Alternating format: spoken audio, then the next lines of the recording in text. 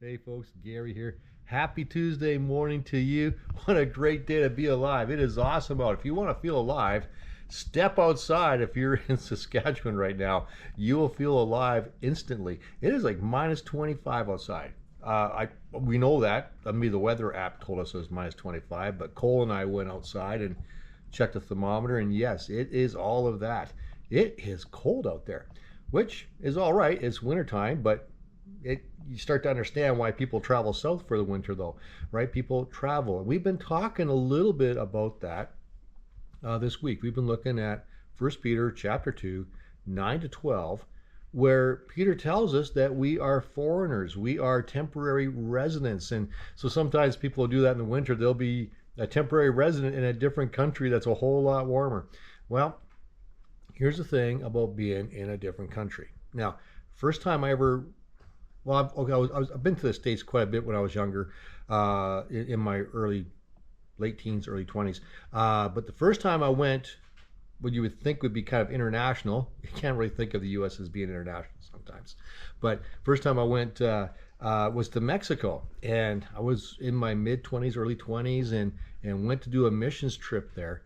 And I thought I was pretty tough. I thought, this stuff's not going to bug me. I got all the shots, everything, all that stuff, and it was good. Well, about a week into it, man, I ate something or I drank something. I'm not sure which one it was, but whatever it was, the bacteria that was in what I ate or I drank did not agree with the bacteria that was inside of me, and so they had a little bit of a war.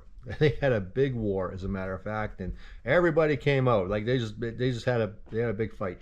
Man, I was praying for the second coming of Jesus. I was dying in that hotel room. One of the worst memories of my life. It was like 2 or 3 days of that. Well, what does it have to do with the scripture we're looking at? Well, in First Peter chapter 2, verse 11, Peter says, "Dear friends, I warn you, as temporary residents and foreigners, to keep away from worldly desires that wage war against your very soul." Take care. Take care. He's warning us. He's warning us to stay away from worldly desires. Those desires seemed perfectly normal before you met Jesus. Oh, everybody does it. What's the matter? What's the big deal? And Jesus says, no, stay away from that. Why? Because you're a different creation now. You are now a foreigner. You're a temporary resident in this land. And those things, when you put them inside of yourself, when you go after those desires, they don't fit well with what's already going on inside of you.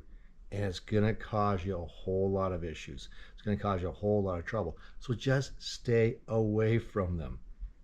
They're not helpful. They're only going to harm you.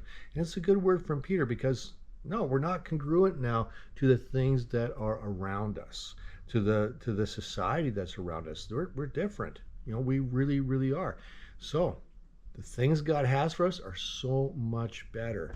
Fidelity, being faithful in marriage. The world doesn't seem to have too much of an issue with that. They really should.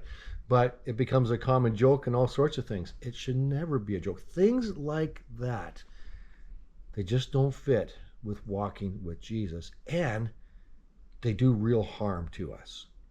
So, heeding the words of Peter, stay away from those worldly desires. And when you're in Mexico, drink bottled water.